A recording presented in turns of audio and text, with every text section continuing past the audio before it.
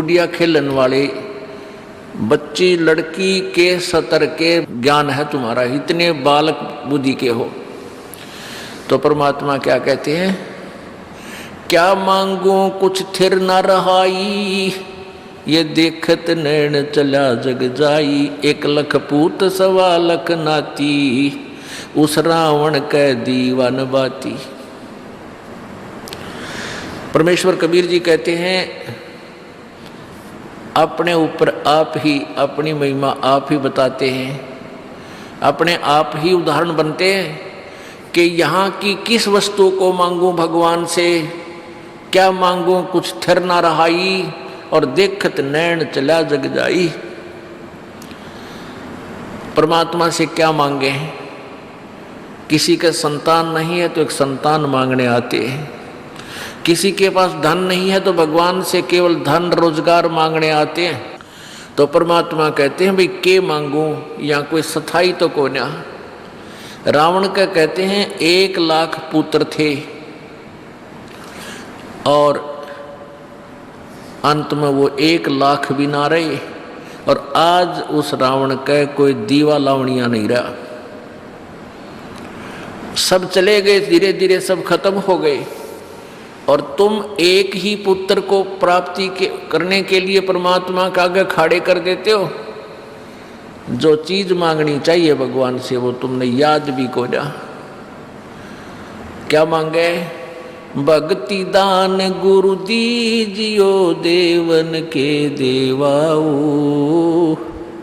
भक्ति दान गुरु दीजियो देवन के देवाओ।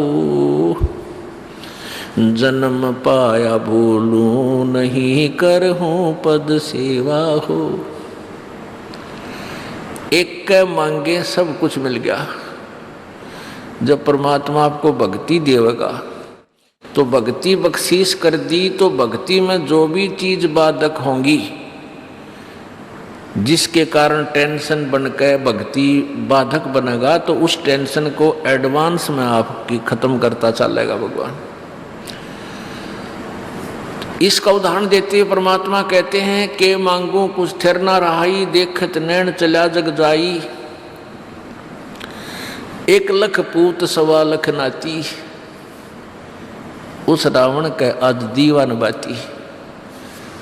अब जैसे पुण्यात्माओं बहुत से उदाहरण हैं, आप याद को नहीं रखते, क्योंकि हमारी बुद्धि पर इतना दबाव प्रेशर है इस काल का कि हम थोड़ी सी देर सुनते हैं सत्संग तो याद एकदम आता है पुण्यात्माओं का, जिनके पाप बहुत अक्षीण हो चुके हैं। उनके तो हृदय में ठेस लगती है, बहुत कशक बनती है कि सचमुच या तो बात बिगड़ी पड़ी है।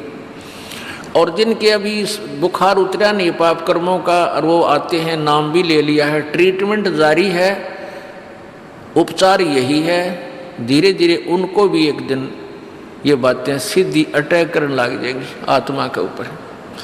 अब जो सुनते हैं, नए नए भक्त आते हैं जिनके पाप अभी इतने अक्षीण हुए नहीं हैं, कम नहीं हुए हैं, तो वो सुनते भी इन बातों को, लेकिन वह जग है ठिकाने पर जाकर चोट लाग नहीं रही उनके, उनको इन बातों का विशेष असर नहीं हो रहा, लेकिन होगा, ये सुनने से ही होगा इन बातों का, क्योंकि ये परमात्मा की वाणी है, अंदर पाप नाश करने का भी काम ये साथ में करती है।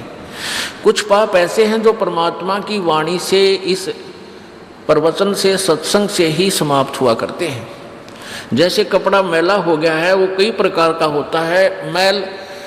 एक तो ऐसा मैल होता है झाड़ दे धूल जड़गी साफ हो गया, एक ऐसा होता पानी में से निकाल दे धो दे उससे भी साफ हो गया कपड़ा। एक मैल ऐसा होता है कि साबुन लगाने से ही उतरेगा, पसीना लगा हुआ होता है। और एक मैल ऐसा होता है कि वो फिर ड्राई क्लीन से उतरेगा। तो ये सभी तरह के तरीके हम ना अपनाने पड़ेंगे, जिसका जैसा वस्त्र मैला है। तो इस सब प्रकार के प्रोसीजर में तो आपको निकालना पड़ेगा। तो सब प्रकार का मैल आपका छुटवाना है। जब ये सब छूट जाएगा तो आपको परमात्मा की एक बात रोज खटक जाया करेगी। आपको नित्यनेम करने को दिया है, उसके अंदर वो मार्मिक शब्द हैं, अगर ध्यान से सुन लो तो रोज पोचा सा लग जाए आपके ऊपर। लेकिन हमने एक रूटीन बना लिया, यू करना ही है, उसकी रेल बना दे हैं, फटाफट फटाफट करके यो तो काम होया। चलो उसका भी लाभ अवश्य मिलेगा, लेकिन उसमें क्या लिखा है उसका रह रहकर असर हो आत्मा पे, ताकि जागृति बनी रहे, बुराइयों से बच के रहे, भक्ति में श्रद्धा बढ़े। इसलिए वो नित्य नियम सुबह का और शाम का, दोपहर का आपको दिया गया है।